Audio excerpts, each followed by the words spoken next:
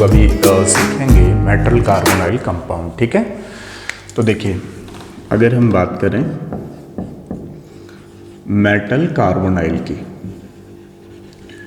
तो हम क्या कहते हैं कि मेटल कार्बोनाइल एक्चुअली में उसकी ऑक्सीडेशन नंबर तो 0 होती है। तो दो तरीके के कॉम्प्लेक्स होते हैं, एक तो लोअर ऑक्सीडेशन कैटेगरी होती है इसकी, एक हायर ऑक्सीडेशन कैटेगरी होती है मेटल कार्बोनाइल की। ठीक है,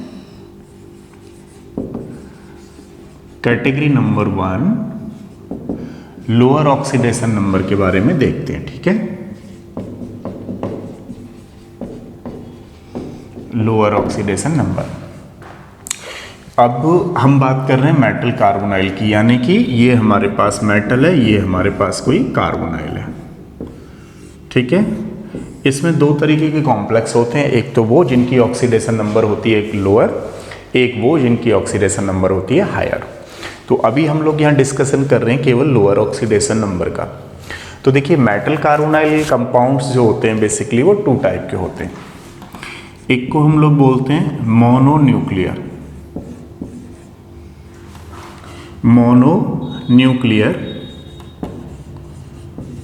कार्बोनाइल कंपाउंड्स। ठीक है, यानी कि इसमें जो नंबर ऑफ मेटल होगा वो केवल ध्यान रखिएगा 1 होता है। ठीक है, उसको हम मोनो बोलते हैं, like this.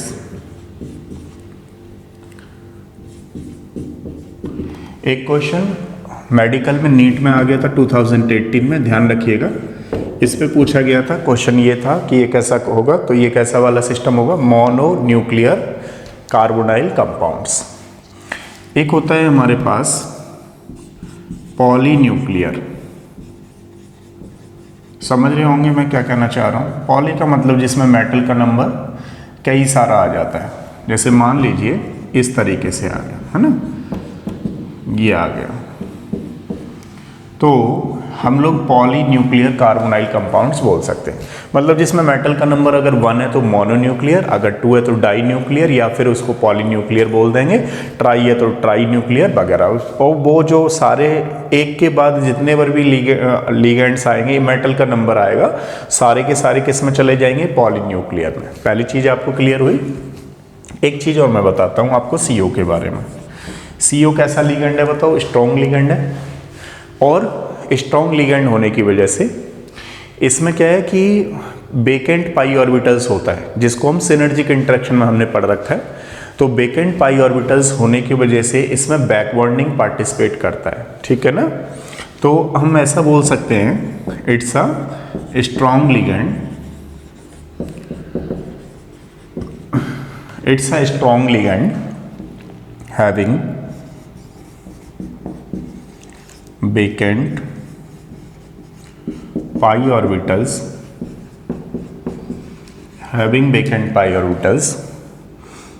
so that participate in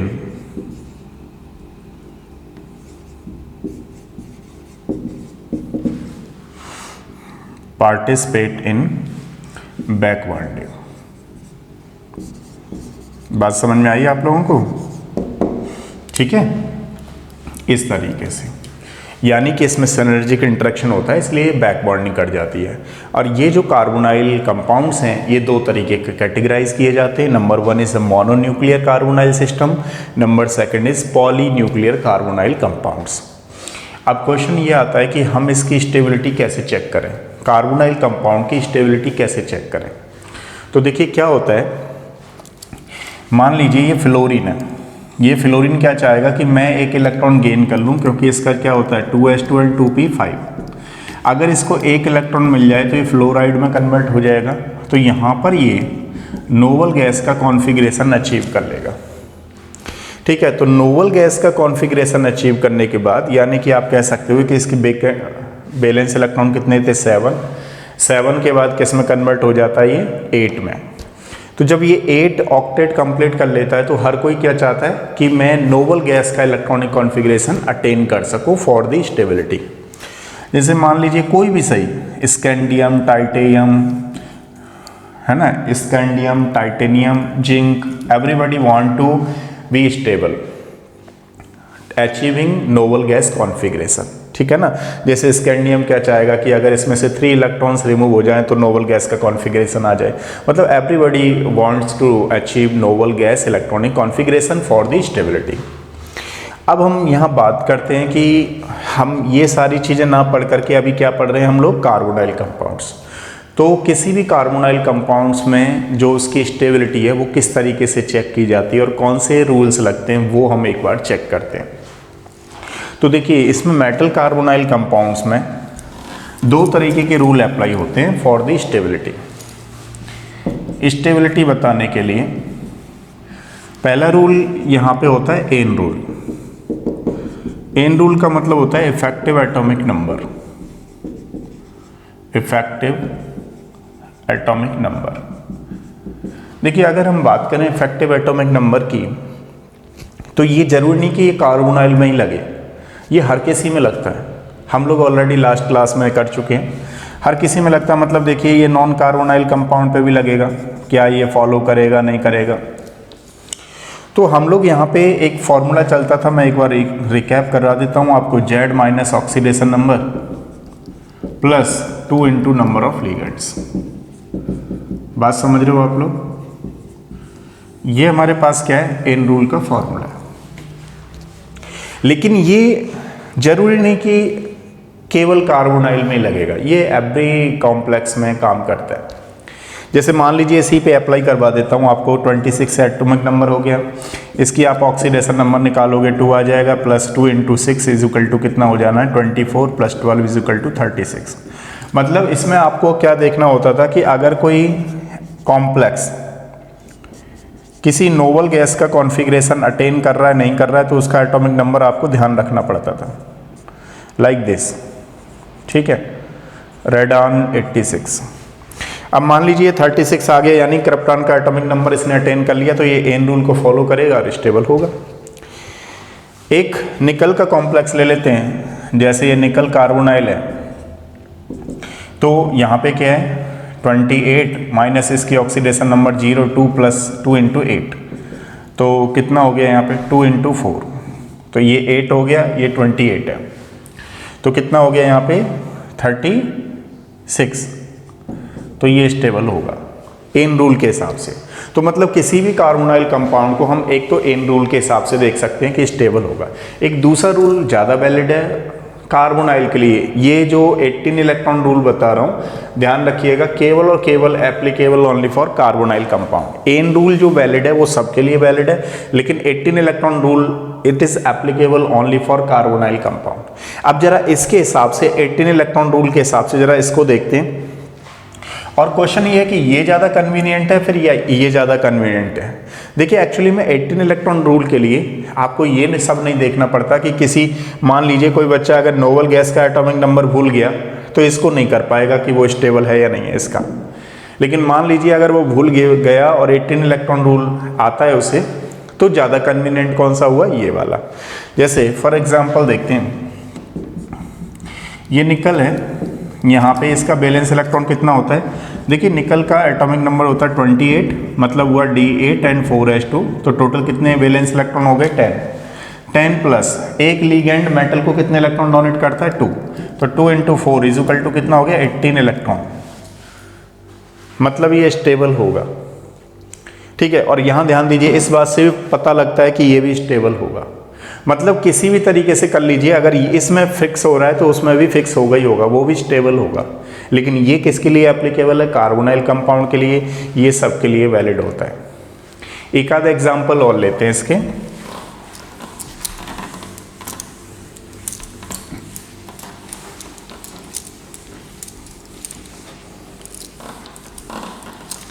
जैसे फॉर एग्जांपल मान लीजिए ये क्वेश्चन आपके एग्जाम में आ गया, 18 इलेक्ट्रॉन से देखते हैं इसको, इसका बैलेंस इलेक्ट्रॉन कितना होगा, ये होता है 3d5 एंड 4s2, तो ये 7 हो गया, 7 प्लस 2 इंटू 5, तो कितना हो गया 17 इलेक्ट्रॉन। अभी ये 18 इलेक्ट्रॉन को फॉलो नहीं कर रहा है। अब आपके एग्जाम में आ गया क्वेश्चन कि बताइए इसमें क्या ऐसी चीज़ कराएं ताकि ये 18 इलेक्ट्रॉन रूल को फॉलो कर दे। तो आप क्या करिएगा, मेटल की रिएक्शन करिए। अब मेटल क्या करेगा, अपने वैलेंस सेल के इलेक्ट्रॉन को लूज कर देता है। जब अपने वैलेंस सेल के इलेक्ट्रॉन को लूज कर देता है इजीली, इसको हम क्या बोलते हैं, कर्नेल्स और डिलोकलाइज्ड इलेक्ट्रॉन। कोर इलेक्ट्रॉन बोलते हैं इसको, कर्नेल्स बोलते हैं, समझ रहे हो ना। तो ये क्या करेगा, अपना इलेक्ट्रॉन इसको लूज कर देगा इजीली, और लूज करने पर इसको क्या बना देगा यहां पर इस तरीके से, ठीक है। ये कॉम्प्लेक्स बना दिया। अब आप इसका चेक करेंगे तो इजीली आ जाएगा। देखिए ये कॉम्प्लेक्स बदल गया। अब आपके पास क्या बना, इसका 7 हो गया प्लस कितना 2 × 5 + 1, क्योंकि माइनस को आप लोग और क्या करेंगे +1। तो ये कितना हो गया 10 11 एंड 7 18 इलेक्ट्रॉन। तो क्वेश्चन ये है कि हमारे पास अगर कोई 18 इलेक्ट्रॉन रूल फॉलो नहीं कर रहा है तो 2 ट्रिक और होती हैं। कौन कौन सी ट्रिक है, या तो उसको मेटल से रिएक्शन करा दो, या नहीं तो उसको डाइमराइजेशन करा दीजिए। ये स्टेबल नहीं होता है इसीलिए डाइमर में कन्वर्ट होगा, ध्यान रखिएगा, इस तरीके से जाएगा। अब देखिए यहाँ पे कैसे कंसीडर करेंगे हम 18 इलेक्ट्रॉन को। तो सबसे पहले एक मैग्नीज का कितना हुआ 7, तो 2 मैग्नीज का कितना होगा 14। 18 इलेक्ट्रॉन निकलवाने की कोशिश कर रहा हूं आपसे। एक मैग्नीज का वैलेंस इलेक्ट्रॉन हुआ 7, 2 मैग्नीज का हुआ 14। अब बात करते हैं कि एक जो लिगेंड है वो 2 का डोनेट करता है, तो 10 लिगेंड कितने का डोनेट करेंगे 20 का, 20 का हो गया। अब क्या हुआ यहाँ पे कि ये मेटल मेटल बॉन्ड है, Mn Nn बॉन्ड कितने इलेक्ट्रॉन डोनेट करेगा 2, तो 2 वाले ये हो गए थ्रू Mn Mn के थ्रू, तो 2 × 1, तो आप टोटल करेंगे तो कितना हो रहा है 36। मतलब क्या, ये एन रूल को फॉलो करेगा। अब आप क्या करिए कि इसका, अब कोई बच्चा कहे अच्छा सर आपने एन रूल तो लगाया नहीं, हाँ बिल्कुल सही कह रहे हो आप, 18 इलेक्ट्रॉन पे ही बात कर रहे हैं। तो क्योंकि ये मैंने 2 के लिए निकाला है, शायद आपको ध्यान हो, इसका हाफ करना पड़ेगा आपको। जब हाफ करोगे तो कितना आएगा 18 इलेक्ट्रॉन। तो आपने क्या सीखा और क्या देखा, आपको ये समझ में आना चाहिए कि अगर कोई कॉम्प्लेक्स, मान लीजिए एक आध इलेक्ट्रॉन की कमी चल रही है उसके अंदर, तो उसको 2 तरीके से हम लोग सॉल्व कर सकते हैं, स्टेबिलिटी गेन कर सकता है वो कॉम्प्लेक्स। तो पहला तो तरीका हमारे पास होना चाहिए कि मेटल से रिएक्शन कराया हमने, उसने कर लिया। अब आपको ये ना पूछ करके इस पे पूछे तो आप अप्लाई कर सकते हो। आपको तो क्वेश्चन ये आएगा कि ये कितने इलेक्ट्रॉन फॉलो कर रहा है, तो कितने कर रहा है 18 पाई इलेक्ट्रॉन्स, वो 18 इलेक्ट्रॉन्स रूल। अब मान लीजिए इसको हमने डाइमर बना दिया और इसमें पूछ लिया आपसे कि कितना है 18 इलेक्ट्रॉन को कर रहा है नहीं कर रहा है, तो आप कहेंगे बिल्कुल कर रहा है, ठीक है। एक तो हमारी ये चीज हो गई। दूसरी चीज ये है कि एक फॉर्मूला और है बुक का, उसको भी करा देता हूं बुक के अकॉर्डिंग, ठीक है।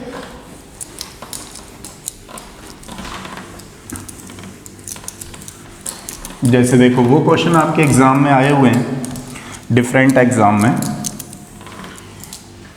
अब जैसे बात करें हम लोग कि यहां पे देखें 18 इलेक्ट्रॉन रूल के लिए एक फॉर्मूला और होता है, mx + 2y divided by x + x - 1, ये फॉर्मूला है। अब ये कहाँ पे वैलिड होगा वो समझिएगा जरा।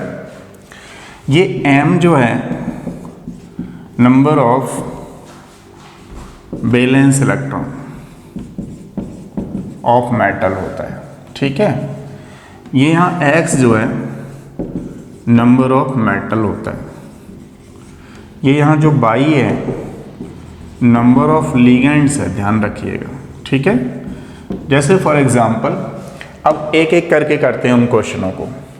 ये क्वेश्चन आपके एग्जाम में आ गया और हम इस फॉर्मूले के हिसाब से करें तो कैसे करेंगे। देखिए यहाँ पे वैलेंस इलेक्ट्रॉन कितने हैं 10, मेटल का नंबर कितना है ओनली 1, प्लस ये क्या है number of ligands divided by 1 plus में ना, ये 1 - 1 = ये टर्म 0 हो गया, तो कितने हो गए यहाँ पे 18 इलेक्ट्रॉन। इस रूल के हिसाब से ये कर रहा है। अब जरा इस वाले क्वेश्चन को करके देखते हैं। देखिए आयरन का होता है, इसको हटा दूं एक बार,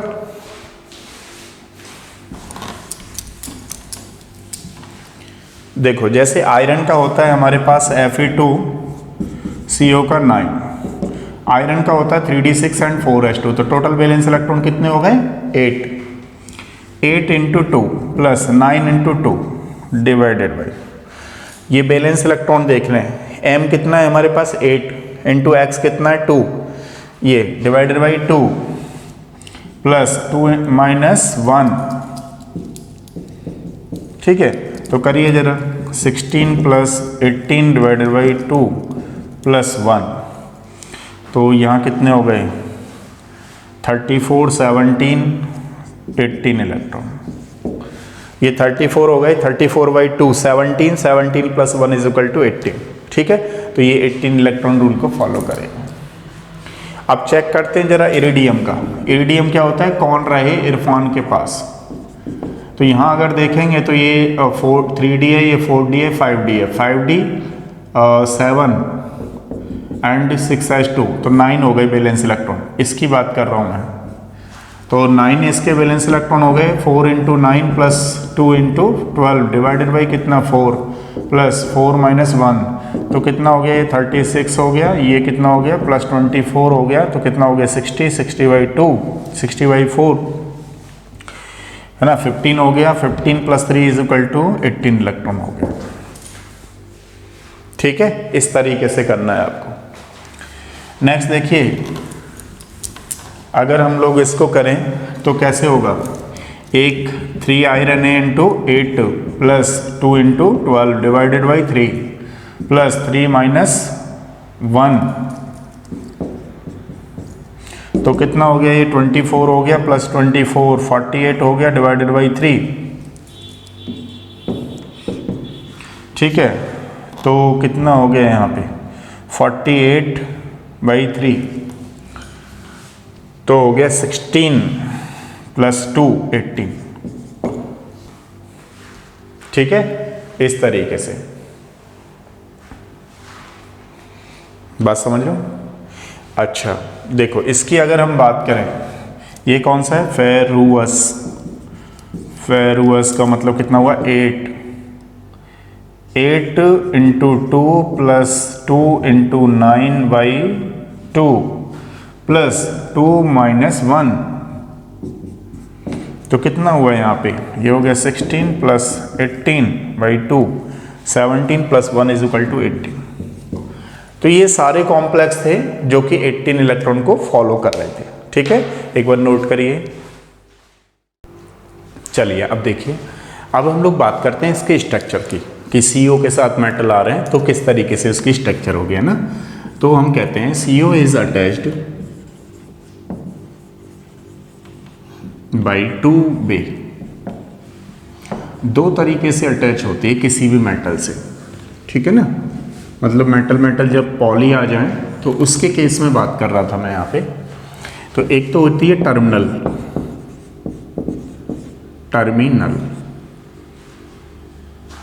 ठीक है। एक होती है ब्रिजिंग, एक तो टर्मिनल बॉन्ड बनते हैं और एक ब्रिजिंग बॉन्ड बनते हैं, ठीक है। ये आपको ध्यान रखना है, ब्रिजिंग CO और हम एक कहते हैं टर्मिनल CO। अब इसकी स्ट्रक्चर को डिटरमाइन करने के लिए कि वो ब्रिजिंग होगी या टर्मिनल होगी, उसको डिटरमाइन करने के लिए तो हमारे पास एक दो कॉन्सेप्ट होते हैं जिनके बेसिस पर हम ये बता सकते हैं कि ये जो CO है वो टर्मिनल पे जाएगा या जो CO है वो ब्रिजिंग में जाएगा। तो हमारे पास दो ऐसे कॉन्सेप्ट हैं। सबसे पहले देखते हैं हम लोग पर मेटल एटम, है ना। तो मेटल बॉन्ड ढूंढते हैं सबसे पहले उसकी स्ट्रक्चर की। तो ध्यान रखिएगा, इसका फॉर्मूला होता है X-1। एक तो इस चीज का आपको ध्यान रखना होता है, एक होता है total number of metal bond, total number of metal bond. तो वो हम कैसे निकालें, देखिए उसके लिए फॉर्मूला होता है हमारे पास 2 इंटू नंबर ऑफ इलेक्ट्रॉन्स। एक बार इसको साफ कर देते हैं, थोड़ा सही लिखते हैं इसको, है ना, स्टार्टिंग से, तभी हो पाएगा वहाँ पे। Total number of metal bond, समझ पा रहे हो आप लोग। मेटल बॉन्ड्स कैसे निकालते हैं हम लोग, N into number of electrons required for N, या आप कह सकते हो 18 इलेक्ट्रॉन, है ना, minus number of electrons present in the complex by 2। कहाँ है ये रहा। समझ पा रहे हो आप लोग मेरी बात? n into number of electrons required for n minus total number of electrons present in the complex. जैसे फॉर एग्जांपल मान लीजिए आपके एग्जाम में ये क्वेश्चन आ जाए और आपसे पूछे इसमें कि पर मेटल बॉन्ड कितने होंगे, तो ये जो आप x देख रहे हो वो ये है, यहाँ पे x लिख देता हूँ, x is equal to number of metal atom, ठीक है। अब यहाँ पे इससे निकालेंगे आप, तो कैसे निकालेंगे, नंबर ऑफ मेटल एटम कितना हो गया 1, मतलब यहाँ पे 3 माइनस 1 इज इक्वल टू कितना आ जाएगा, पर मेटल बॉन्ड इसमें कितना प्रेजेंट होगा 2। दोबारा से सुनिएगा लैंग्वेज मेरी, पर metal bond is equal to आएगा हमारे पास 2 पर मेटल बॉन्ड। अब total number of metal bond देख लेते हैं। तो देखिए इसमें ये जो n देख रहे हो यहाँ पे, ये नंबर ऑफ मेटल है, नंबर ऑफ मेटल एटम, ठीक है। तो यहाँ कितने हो गए, ये 3 हो गए, इनटू इसके लिए कितना है 18 इलेक्ट्रॉन, ऑलवेज 18 लगाना है, माइनस ये कितना है यहाँ पे देखो, टोटल नंबर ऑफ इलेक्ट्रॉन्स कितना प्रेजेंट है, तो इसका एक आयरन का कितना होता है 8, तो 8 3 जा कितने हो गए 24, हाँ 24 प्लस 24 तो कितना हो गया, ये 12 इंटू कितना हुआ हमारे पास 2, तो 24 इंटू 24 इज इक्वल टू कितना हो गया 48/2। तो बताइए हमारे पास कितने निकल करके आए, देखो ये 54 हो गया माइनस 48/2, तो कितना आ गया बताओ, तो यहाँ हो गए हमारे पास 6/2, कितना निकल के आया 3। तो अगर हम total number of metal bond देखेंगे तो 3 आंसर आएगा, लेकिन पर मेटल एटम बॉन्ड देखेंगे तो कितना आएगा 2। तो इससे हमें एक आइडिया लगा कि इसकी स्ट्रक्चर कुछ ऐसी रही होगी। इससे हमारा एक थोड़ा सा आइडिया ये निकल के आया, देखो इस तरीके से रहा होगा। इसका मतलब ये हुआ कि पर मेटल बॉन्ड देखोगे, पर मेटल का मतलब एक मेटल पे कितने बॉन्ड दिखाई दे रहे हैं आपको 2, लेकिन अगर टोटल मेटल बॉन्ड देखोगे तो कितने दिखाई देंगे आपको 3। तो ये जस्ट एक फॉर्मूला है जिससे हम अपनी स्ट्रक्चर को डिसाइड कर सकते हैं कि वो टर्मिनल पे जाने वाला है या ब्रिजिंग पे जाने वाला है। वो आपको मैं नेक्स्ट क्लास में समझाऊंगा सारी चीज़ें कि कौन सा टर्मिनल पे जाएगा, कौन सा ब्रिजिंग में जाएगा। अभी यहाँ के लिए इम्पोर्टेंट ये है कि आपको एक कॉन्सेप्ट समझ में आया या नहीं आया। ऐसा नहीं कि मैं 4 कॉन्सेप्ट एक ही में घुसा दूँ जिससे ना पहला समझ में आए ना चौथा समझ में आए, चल क्या रहा है वही समझ में ना आए, तो वो मैं नहीं करूँगा, ठीक है। आपको अभी क्या सिखाने वाला हूँ मैं, मेटल बॉन्ड और टोटल मेटल बॉन्ड्स कितने होंगे वो क्वेश्चन एग्जाम में आए हुए हैं। तो चलिए देखते हैं, एक आइडिया तो आपको लग ही गया। अब यहाँ देखिए जरा इसको करते हैं सॉल्व। ये हमारे पास Ir4CO का 12, ठीक है। अब देखिए इसमें मैं पहले पर मेटल बॉन्ड निकाल दूँ, कितने होंगे बताओ मेटल बॉन्ड, तो यहाँ पे x - 1 मतलब कितना हुआ 4 - 1 इज इक्वल टू 3, पर मेटल बॉन्ड निकल के आ गए। अब टोटल नंबर ऑफ मेटल्स देखते हैं, तो n का मतलब यहाँ पे 4 है, और ये कौन से वाले में, कौन रहे इरफान के पास, इसका 9 होता है balance electron, plus 12 into 2 divided by 2 कितना हो गया 36। क्या कर रहे हैं हम लोग, नंबर ऑफ इलेक्ट्रॉन्स फॉर 8, ये हमने ध्यान नहीं दिया। देखो यहाँ पे हम लोग पहले 4 लगाइए इनटू कितने हो गए 18 माइनस, अब यहाँ लगाइए टोटल नंबर ऑफ इलेक्ट्रॉन्स कितने होंगे इसमें, तो कितना हो गया था ये अभी 9 इंटू 4 36 है ना प्लस 24 तो 60 हो गए।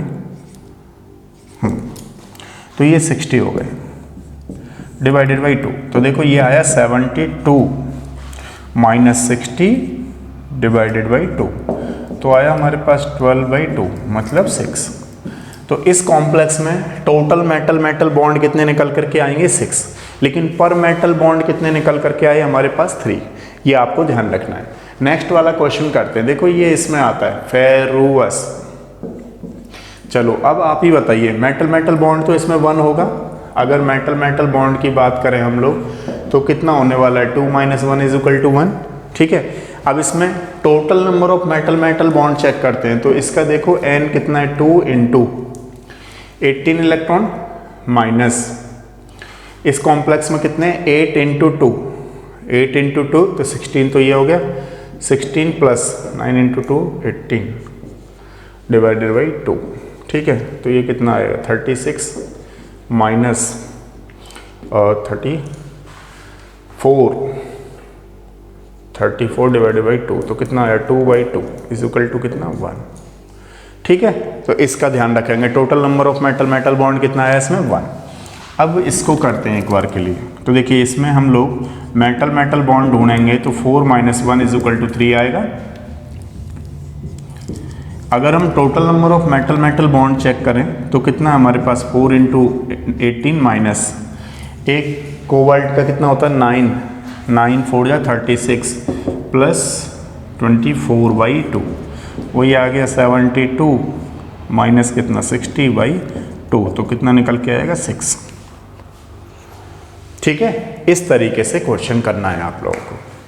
ठीक है, नेक्स्ट क्लास में मैं आपको समझाऊंगा कि किस तरीके से कौन सा ब्रिजिंग करेगा कौन सा ब्रिजिंग नहीं करेगा। एक बार फिर मैं कह रहा हूँ आप लोगों से, अगर वीडियो पसंद आई हो तो शेयर करिएगा, जिससे मैं ज़्यादा से ज़्यादा क्वेश्चन वीडियो बना सकूँ आप लोगों के लिए और थोड़ी सी हेल्प कर सकूँ। ठीक है, thank you so much. Next में मिलते हैं।